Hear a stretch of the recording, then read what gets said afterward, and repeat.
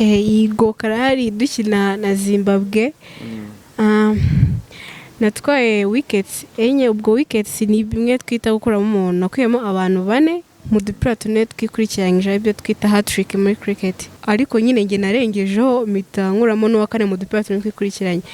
Biba ibyagaye gukorera ko ku isi nabaye wa 6 ku bantu babikoze, urumva ko ntago ari ibintu byari byoroshye. Yego ninjye wabaye wa mbere ku rwego rwa Afrika. Nabaye player of the tournament icyo gihe. Niki cyakunyuzuye wenda ujya mu ndege bwa mbere? Ikintu cya mbere cyanyuzuye ni kujya muri wese. Yego nayigiyemo ndafunga, no ngiye guflashinga numva nyine ibintu biravuze ari byinshi cyane, engira ubwo ndavuga ati nawe mpano y'indege y'abandi ngira ngo nganza ahantu hatariho uko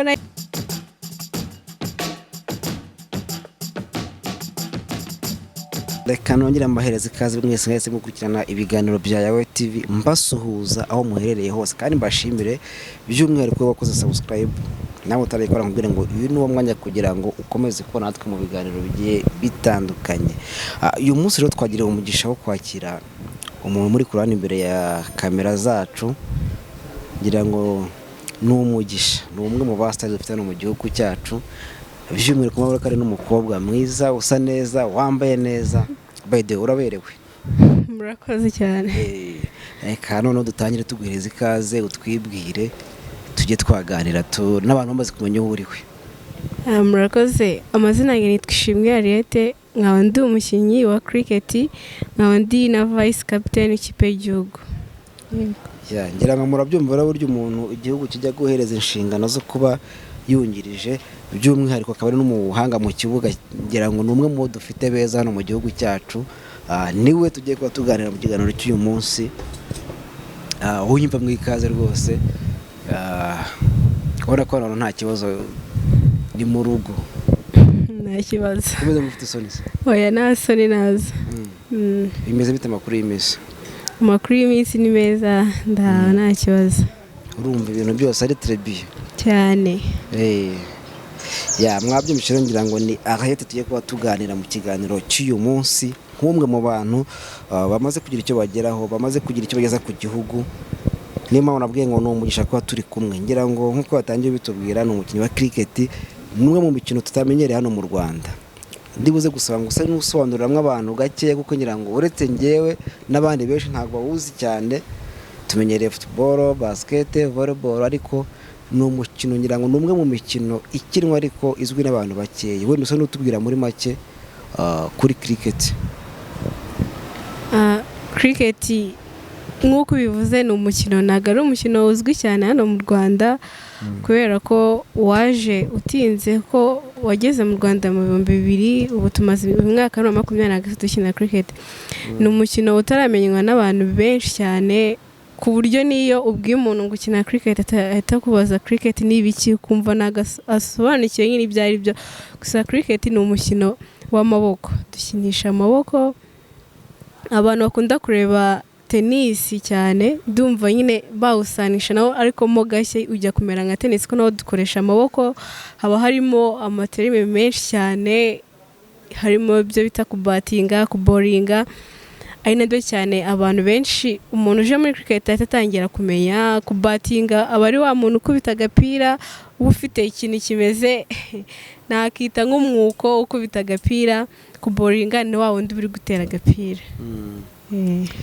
Ngira ngo impamvu nayo mubwira ngasa n'udusobanuro gakeya kugira ngo mwumve ngo cricket ni mukino ki. Harimo by'umwihariko hano mu Rwanda, harimo ushobora gusanga n'ubwa mbere nawumvise, harimo batarawureba. Ngira ngo niyo mpamvu twese ngo reka dutumire umwe mu bakinnyi bakina uyu mukino, abatawuza bamenyesha nabo bakundisha. Ngira ngo wenda utubwire mu kibuga ajya abakinnyi bangahe kuri buri equipe? Muri cricket mu kibuga kuri buri equipe ajyamo abantu 11. Yego. Numva ni nka football. Ni nka football n'ubundi. 11 b'ikipe imwe n'indi 11 b'ikipe, ubwo ni 22. Ariko ntago muri cricket tugira mu cyarimwe nka football, kuko muri cricket abari nka gutyo ari amakipe bari guhangana, imwe ibiri hanze, indi abandi 11 bindi kipe bari mu kibuga. ababanje mu kibuga babyita gufiridinga, abari bo nyine bagiye gufiridinga harimo wari uze kuvamo namwe muri bo baza gutera agapira, ibyo navuze bita kuboringa. Iyo batangiye gukina twavuga wenda nk'ibyo byo kuboringa, iyo batangiye kuboringa hagenda hinjamo umukinnyi, habanza kwinjiramo babiri. Iyo bagitangira babiri b'ikipe ya indi bicaye hanze bari kuza gukubita agapira, ibyo navuze bita kubatinga. Babiri bazamo bakajyamo, hakagenda iyo bamwe bari gufiridinga bakuyemo umuntu umwe avamo, hakinjiramo undi wa kabiri wo muri ya kipe yicaye hanze, gutyo hakagenda havamo umukinnyi umwe mpaka bageze kuri wiketi 10. Iyo abantu 10 bavuyemo, wiketi ubwo ni nko kuvuga gukuramo umuntu. Avamo byagenze gute? Buryo bwo kuvamo ni bwinshi. Hari ubwo twita stamp ni wa muntu uri inyuma mu ikipe iri gufiridinga, uri inyuma ya stamp twakita nka kipa. Iyo wa muntu urimo urakubita akubise akaba yajya imbere akarenga ku murongo baba barashushanyije, ahita avamo. Ubwo ni uburyo bwa mbere. Urumva ko ni ibintu byinshi kandi byiza, ariko utahita usobanukirwa nonaha. Niba reka babwire ngo muzaze murebe shampiyona izatangira ryari? Shampiyona ntabwo turamenya neza igihe tuzatangira, ariko ushobora kuba ari muri kuno kwezi cyangwa mu kwa gatatu. Reka tubakumbuze bazaze barebe uwo mukino, bazaze ku kibuga barebe uko biba bimeze, n'ubundi basobanurire buri mu murongo nta batazi n'ikibuga kimeze, biragoye ko bahita babyumva, ariko kwari kugira ngo wenda duse n'ababa bakumbuza, baba basobanurira muri make uko biba bihagaze. Ni umukino uryohera amaso ku buryo bungana iki? Cricket ushobora kuvuga ati wenda ni umukino mwiza, ariko bigaterwa n'ubibwiye. Ushobora kubibwira umuntu muhuye mu nzira ati cricket ni umukino mwiza, hakaba atabyumva kubera ko atawuzi. Gusa ku bantu basanzwe bawuzi bawumenyereye, iyo utangiye gukina cricket nk'ukwezi kumwe, amezi 2 uba watangiye kuyisobanukirwa. Kandi iyo watangiye kuyisobanukirwa nta wundi mukino ushobora kubona mwiza urenze cricket. Ni umukino mwiza, ni umukino wo kwishimisha, ni umukino utwigisha n'ibindi bintu byo mu buzima busanzwe, apana kuba wakina gusa. Mbega nk'urugero utwigisha kugira discipline, ko kubana n'abantu. Yego murabyumva ngira ngo nubireba urabona ko uyu mwari wacu ari discipline, umuntu utuje kandi n'umwana mwiza. Ngira ngo wenda ibyo byari kuri cricket, ariko none katuganire kuri Giselle. Ubundi cricket wumva yatangiye mu 2000? Yego mu 2000. Banza wari utaravuka icyo gihe, ni nabyo wari kwisanga muri cricket gute? Cricket nayitangiye mu 2015 mu mezi ya nyuma. Ku ishuri aho nigaga twarebaga abazungu baza ku kibuga nyine baratoza abandi bayikinaga, tukayibona gutyo, aho kora kutabisobanukirwa n'uhite wumva wayo tujya gukina amaho kanya. Rimwe hari umushuti wacu wanjye wigeze kuyijyamo arakina, ubundi arambwira ati wazaje nawe tukajya gukina ukarana ibintu wabishobora. Ati ngiye byaraneye birakomeye. Ngo mu kwa 11 gutyo nibwo nagiyeyo ndareba ukuntu bimeze. Urumva ko hakundi abana nk'iyo babonye abazungu bahita babakurikira ati kubera abazungu. Urumva hazaga abazungu toza, rimwe na rimwe tukanagiye korera abazungu. Njyayo gutyo umunsi wa mbere ndakina, ariko ntabwo nzi byari ibintu bidasobanutse. Nyina gutyo mara nk'ikimwe nasubirayo, ariko nongera gusubirayo nangira kujyana nyina gake. Mu 2016 ndumva aribwo twatangiye gukina ama interscolaire, ibi nyine ibigo ku bindi bigo turakina, tujya muri kampu. Urumva iyo utangiye kujya muri kampu uvuye mu rugo ugiye kumara ahantu iminsi 3, uri kubona ari ahantu ubayeho neza, yabimewe mu rugo wayihunze, nge mbega buri kimwe kukibonera kugiye utanya kugenda ukunda umukino bite n'umutangiye no kubona ku ruhande.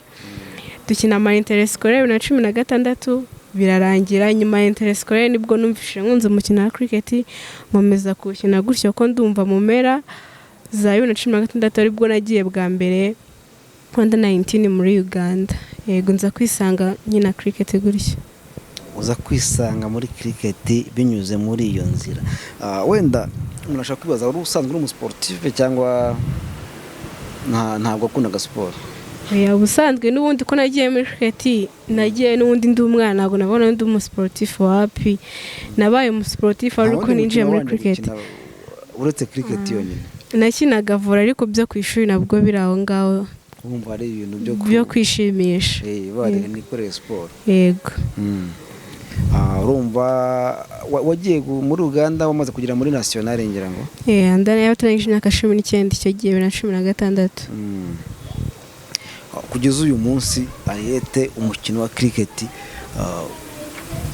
ufata gute ukugejeje ku ruhe rwego ubu ngubu umukino wa cricket kuri umufata nawufata nyene nk'akazi kanjye kuko yego ni nk'akazi kanjye kuko ubu nasoje kwigurira mwaka ariko mba numva nta kintu nakora ndi gukina cricket kuko ntabwo navuga ngo ngiye gushaka kandi kazi ngo nzabihuze na cricket bikunde wapi kuko usanga nk'ubu turimo turitoza ugasanga buri kwezi turitoza buri gihe turimo turitoza urumva ntabwo nabandi kwitoza ngo ngire muri ako kazi bikunde rero nahisemo kureka ibyo bindi byo ku ruhande cricket nyifata nk'akazi kanjye urumva ko rero niho ngiye no guhera nkubaza se cricket hari abantu batayizi hari n'abayizi ariko batazi ngo imaze iki ese ni kariyeri yatunga umuntu kugira ngo dukumbuze n'abandi tunamotive abandi bajyemo bakina ari benshi wenda uruhande rumwe ushaka gutunga ubundi no gutunga kuri abiza igihe ujya mu kintu kikaguhira cyane ikiguhira ariko cyaguhiriye bitewe n'aho cricket irimo iragenda igana ubu ngo mu minsi yabanje ntabwo wavuga ngo cricket yaba yagutunga kuko yari itaramenyekana cyane urumva itaramenyekana urumva n'ishimwe rigenda ritangwa ntabwo aba ari ryinshi cyane ariko ubu ngubu aho irimo iragenda igana ubu ngubu rwose navuga ko ishobora kuba yagutunga ubu ngubu nyine impinduka zigenda zigaragara kandi bikagaragarira abantu bose utangira kuyikina umubano wawe no mu rugo wari uhagaze gute nangira kuyikina mu rugo urumva nagenda nkababwa yatinye na cricket niba bisobanuye cricket ni ibiki umunsi umwe igihe navuze ati tujya gukina muri interscolaire ndavuga tujya gukina muri interscolaire tuzamara iminsi 4 tubone gutaha mu rugo ntabwo babyumvaga ko bumvaga umukino wa cricket utazwi mu gihugu bafasha abana bagiye ngo gukina ngo bamara ahantu igihe badataha nyine mu rugo ntabwo babyumvaga ariko kubera ko byari ku rwego rw'ikigo banditse master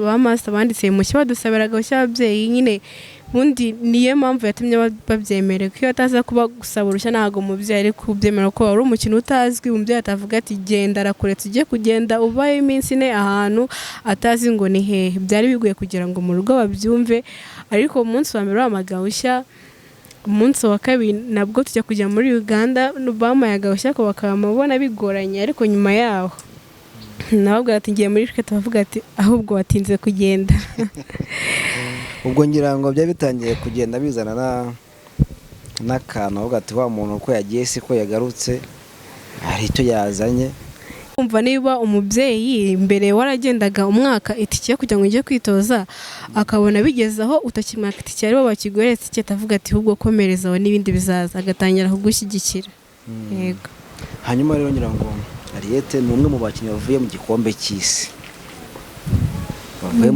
cy'isi banitwaye neza ngira ngo utuhe wenda nk'inzira kugira ngo mugere mu gikombe cy'isi aho mwanyuze no kugeza mugarutse kujya mu gikombe cy'isi ntabwo ari ibintu biba byoroshye kuko tugitindeho bamenye ko igikombe cy'isi nyine ni icy'isi rwose ntabwo biba byoroshye kuko bihanirwa n'imikino myinshi n'ibihugu byinshi ariko ntibabigereho twatangiye umwaka washize mu kwa 9 nibwo twagiye muri Botswana kujya gushaka itike kujya mu gikombe cy'isi dukina turi amakipe 7 natwe u Rwanda 8 ku rwego rwa Afurika ku rwego rwa Afurika tugotana icyo gikombe cy'isi turakina imikino 3 ikurikiranye turayitsinda tukimara gutsinda imikino 3 twase tubona ko tugeze semi final tubona kamahirwe atanya kugenda za gake umukino wa 4 twakina Tanzania iradutsinda ariko idutsinda ku inota rimwe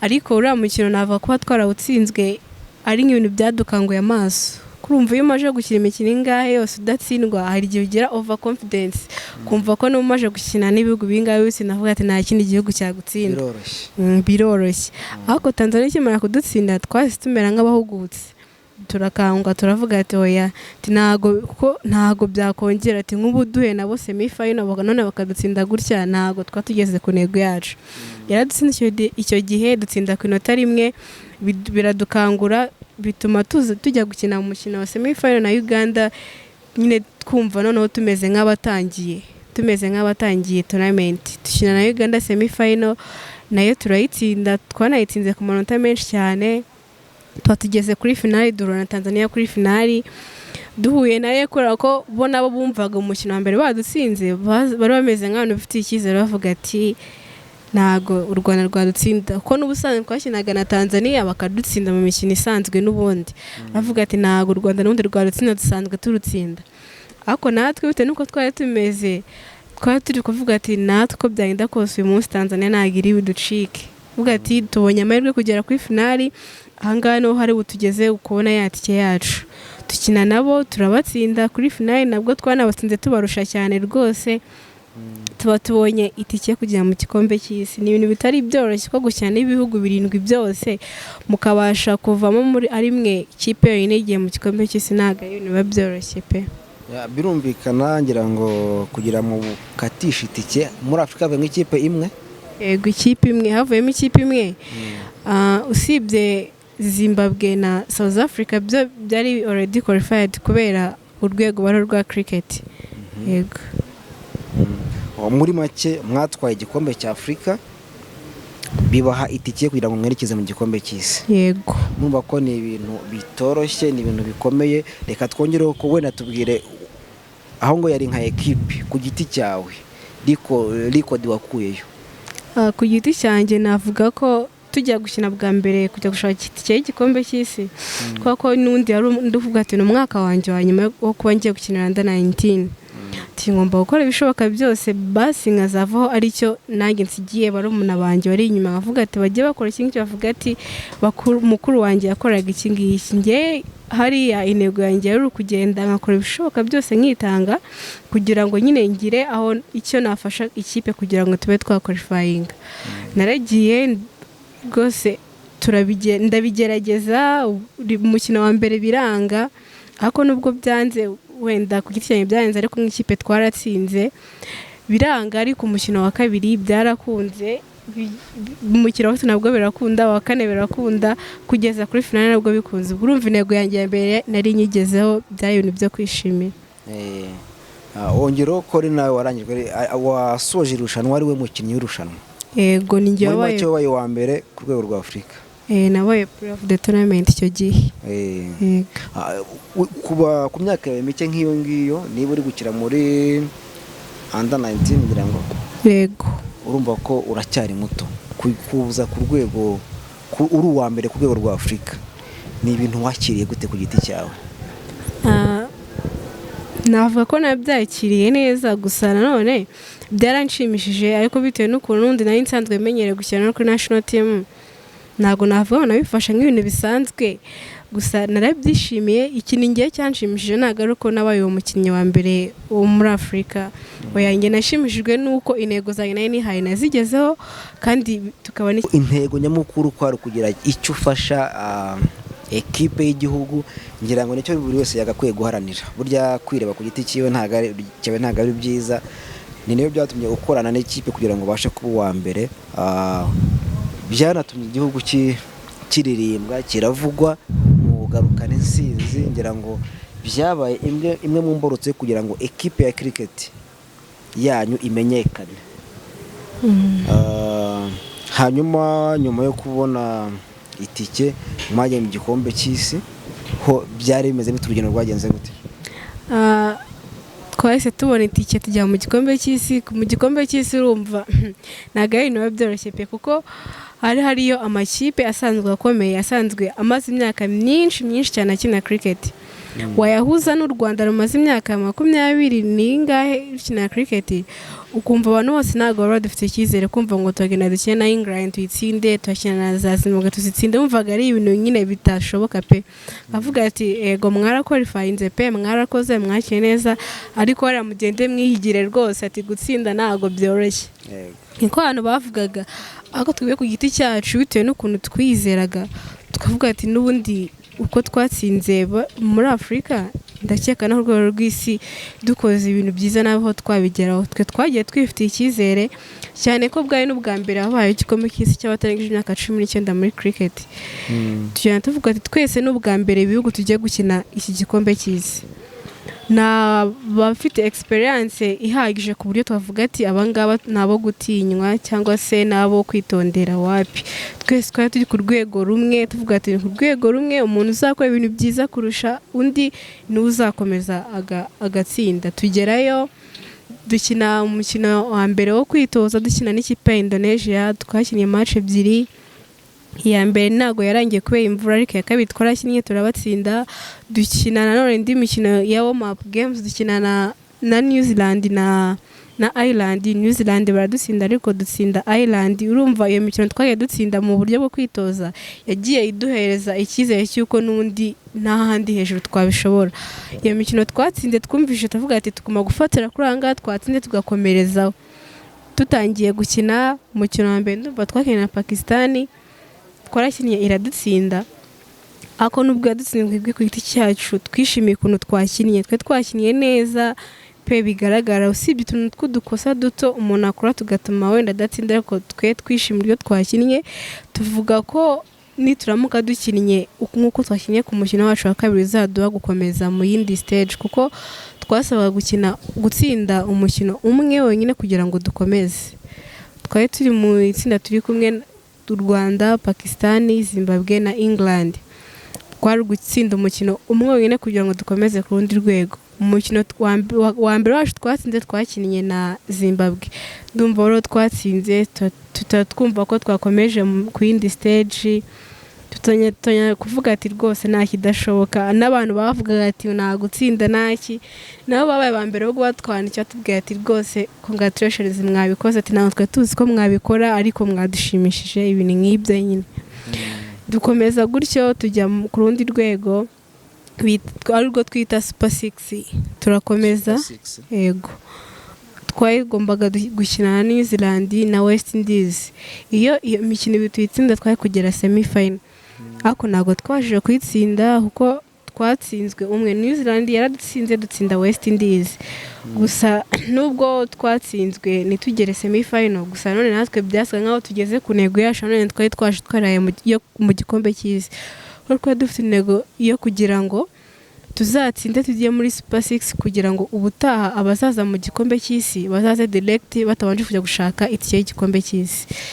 turatsindwa twagira semi final ariko tuba turi muri Super 6 bivuze ngo ubu ngubu ubutaha igikombe cy'ubutaha abandi bana bazajya no kujya direct batabanje kujya gushaka igikombe cy'isi no kuvuga ngo kugeza uyu munsi bari umuntu abanyemo basigitikiye gukina igikombe cy'isi already yego urumva ko kamemu ni ibintu bishimishije mwarakoze kandi umusaruro waragaragaye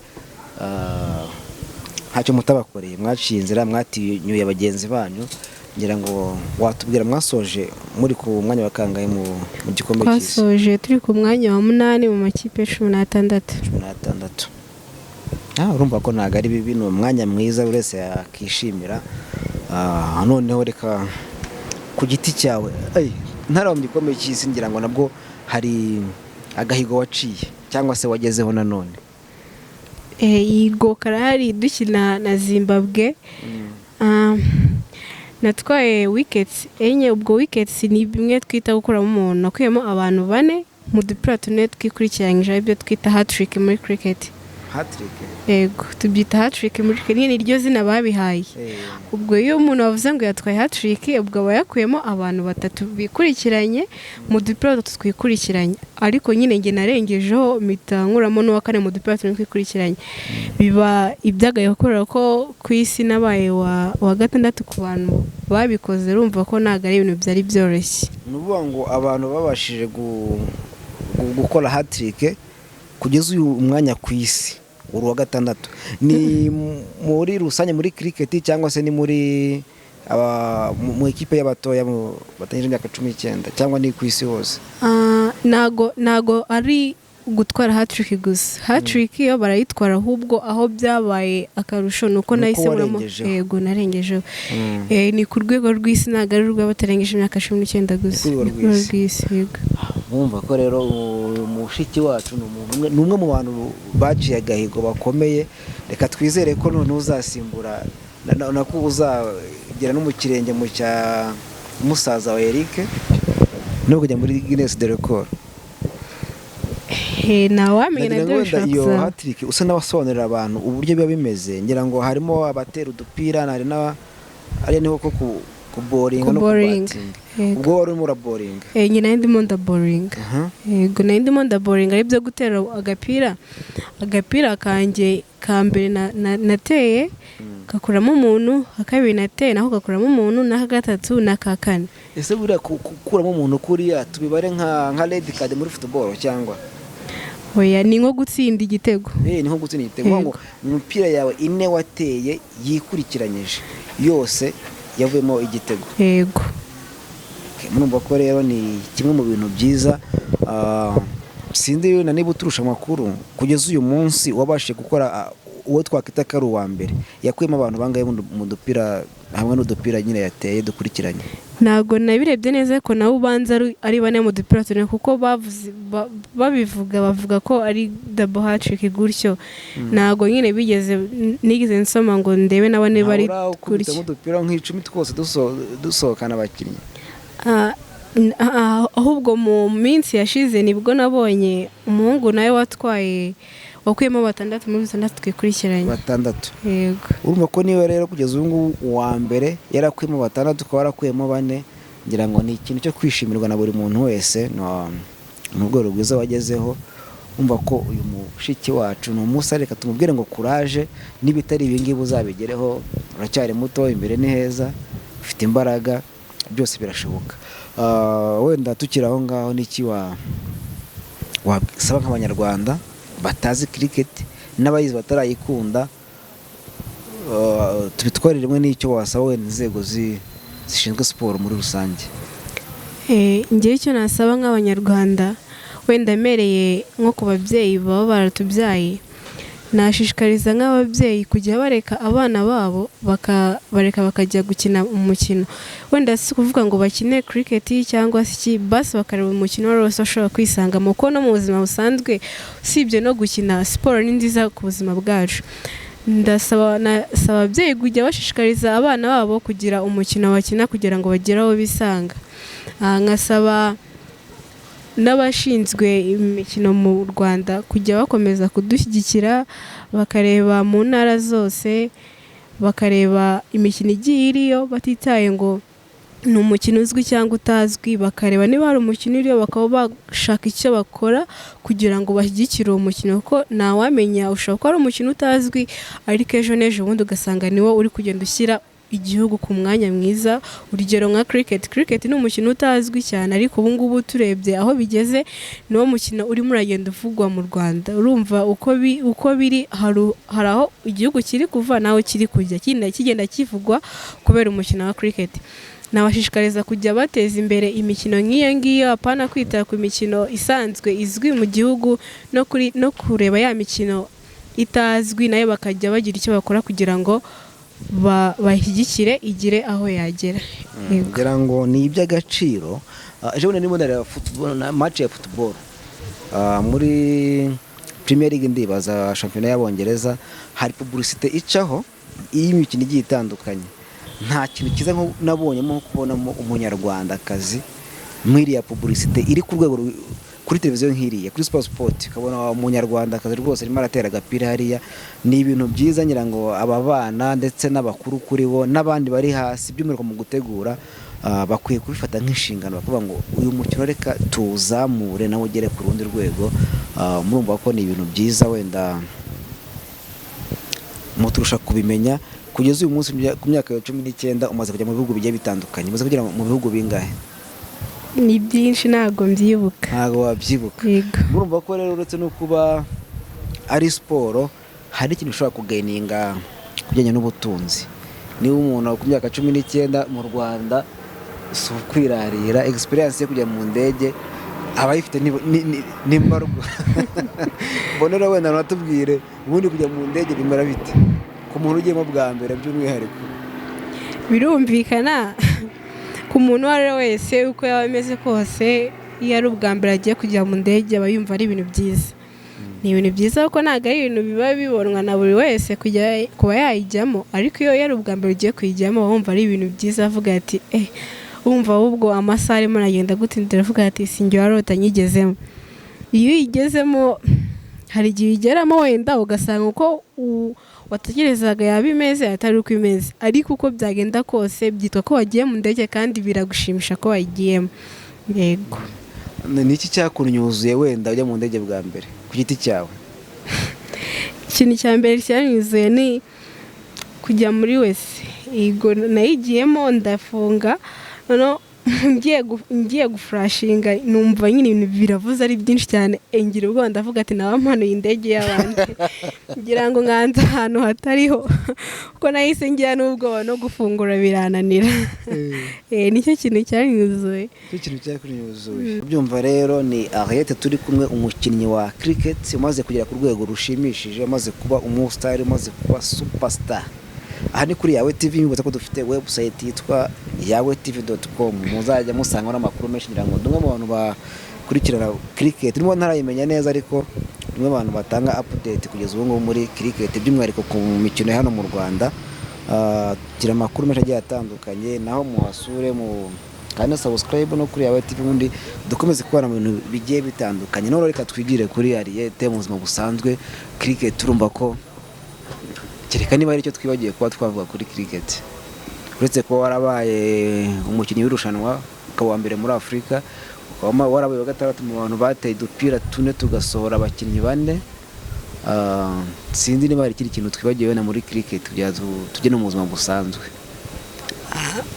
Muri cricket ndumva ari ibyo ngibyo.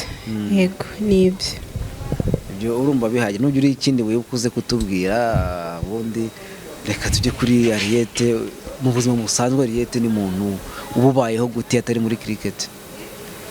Mu buzima busanzwe n'ubundi se n'undi birazahoka muri cricket, ko n'undi mu buzima busanzwe navuga ko ariho mora muri cricket, kuko usanga ari ukwitoza, nava kwitoza nkajya mu rugo. Urumva tujya kwitoza, ari igihe twitoza nk'umunsi wose ugasanga tugeze wenda mu rugo nka saa 11 saa 12, ni amasaha babwije, ntabwo wavuga ngo ugiye mu bindi bintu bikonde.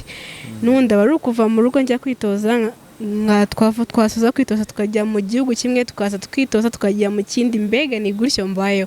Ni ukwitoza dusohokera igihugu, tukitoza dusohokera igihugu, ni ibyo ngibyo nirirwamo. Hanyuma ngira ngo uyitangira ntabwo wari uzi kuzagera kuri uru rwego, cyangwa ushobora gusanga ari inzozi wari ufite ukavuga ati narazikabije, ariko byanga bikunda hari impinduka zabayeho, uri umuntu umaze kumenyekana, uri umustar muri make. Kumanajinga ubuzima bwo kuba nk'umustar, urumva kuri wowe ubifata gute? Ntago nyine ngiyewe ntago mbifata ngo, ntago nyine mba numva ari ibintu birenze cyane, mba numva ari ibintu biri aho ngaho bisanzwe. Ko wenda wasanga ari kubera ko wenda cricket itazwi cyane n'abantu benshi, ariko wenda abaye nk'uku umeze ubu ngubu abaye ari nka football, ndakeka nta muntu n'umwe muri uru Rwanda waba utanze. Ariko muri cricket usanga abantu bakuze n'ubundi ari abandi bayikurikirana, cyangwa se n'abandi bafite inshuti z'abayikurikirana ku ruhande, ari abantu bazwi. Nyine yego iyo bigeze muri cricket mba numva ari ibintu byiza byo kwishimira, ariko iyo bigeze hanze mbona ari nk'ibintu bisanzwe, ko n'undi ntabwo abantu benshi baba bizi, ntabwo babisobanukiwe ngo bamenye ibyo ari byo. Ariko nk'abantu ba hafi yawe baba bazi urwego ugezeho. Yego ku bantu ba hafi yanjye basobanukiwe cricket. Bagutinya bavuga ati uriya muntu ntabwo akiri ku rwego rwacu. Ntabwo byashoboka, nta muntu aninya. Rega umuntu agutinya bitewe nawe nuko wabishatse, ukeka wenda iyo wanze kumuvugisha nibwo atangira kugutinya, ariko mu gihe mukivugana nk'ibisanzwe mba numva nta mpamvu yo kugutinya. Isi igenda iba nyinshi, kandi burya iyo igenda iba nyinshi usanga umuntu ari kwita kuri bandi bahura cyane, abandi bakavuga ati buriya impamvu ni uko yagiye ku rundi rwego, ni umustar se, ugasanga wenda bishobora gutuma hari inshuti zawe zitakikwiyumvamo cyangwa se zigutinya ibintu nk'ibyo ntabwo mu buzima byabura. Hari igihe umuntu aba ugiye mu kintu runaka nka gutya umuntu aba ugiye muri cricket ugasanga kubera guhura n'ubundi umuntu ajya muri cricket guhora umuntu yitoza arimo aravuga n'abandi bahorana muri cricket kubera ko nabwo ari bo babonana buri gihe, ugasanga abandi bo ku ruhande batangiye kuvuga ati ni ukubera wenda yabaye umusitari niyo mpamvu tukivugisha, kandi mu by'ukuri ntabwo aba ariyo mpamvu, ahubwo ni uko usanga umwanya wose awumarira muri icyo kintu kandi ari ikintu gifite agaciro, ugasanga bitashoboka ko aba yareka icyo kintu kugira ngo aze gukora ibindi bintu byo ku ruhande. Gusa ntabwo umuntu nyine aba yanga kuvugisha izo nshuti zindi ngo kubera ko ngo yabaye umusitari wapi, usanga n'ubundi ari kubera ko umunsi wose umuntu amumara arimo arakina, ugasanga atashye wenda bwije arananiwe akeneye kuruhuka, buracya n'ubundi asubira muri uwo mukino, ugasanga nyine n'ubwo buzima yihorera nko kuba yajya gukina hagaruka bigatuma atavugana cyane na za nshuti zindi zo ku ruhande. Yego. Ku giti cyawe nka Ariete, ese hari abavandimwe bakina umukino wa cricket na iwanyu? Yego barahari ariko batangiye vuba. Yego. Ariete wenda niki kintu kimushimisha mu buzima busanzwe? Navuga se mu buzima busanzwe ikintu kinshimisha njyewe aba ari ukuba ndi kumwe nyine n'inshuti zanjye n'abantu nishimira. Yego. Kandi n'undi usanga byose bihita bihura no muri cricket buriya kenshi cyane. Niba nshuti zawe za hafi? Yego, benshi nabo muri cricket.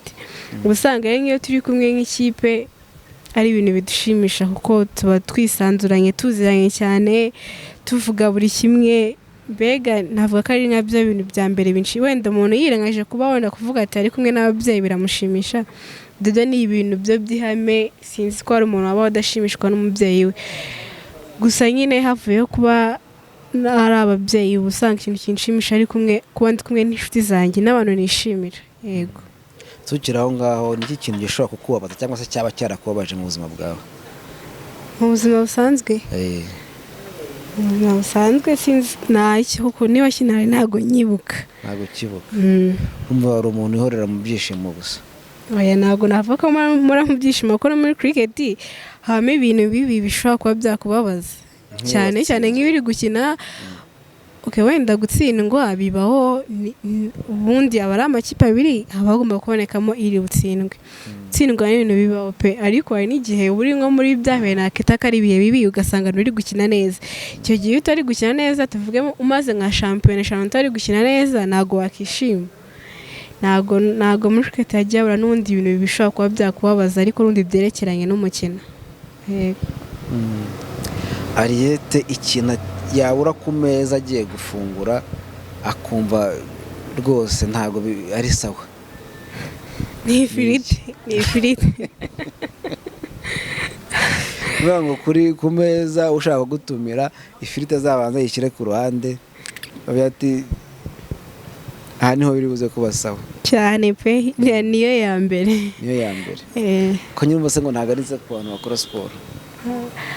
Sinzi ukuntu nababyumva, ariko se niba uri ibintu birimo amavuta n'ubundi ukaba uri bugenda ukabitakaza, mba numva ntacyo bitwaye njye ku ruhande rwanjye. Ntacyo bitwaye. Kunywa njye ngwa fanta. Niyo wumva ari cyo kinyobwa nyine uvuga ati iki ngiki iyo nakibonye ibintu biba byiza kurushaho? Oya, ntabwo ari cyane ku kintu cyo kunywa, ku bintu bijyanye n'amata cyane. Amata. Wenda iyo umuntu amaze kugera ku rwego nk'urwawe, ari nayo mpamvu abantu bakwiye kumenya bakamenya n'agaciro kawe ku gihugu, ngira ngo biba byiza iyo umuntu atangiye kubona opportunity runaka zishobora kumufasha no kuba yaba motive. Urwego umaze kugeraho kuba umukinnyi wa 6 ku isi wateye udupira twinshi tugasohokana n'abakinnyi, sinzi niba ariko mubyita kuba umukinnyi w'irushanwa, ngira ngo ni urwego rwiza umuntu amaze kugeraho.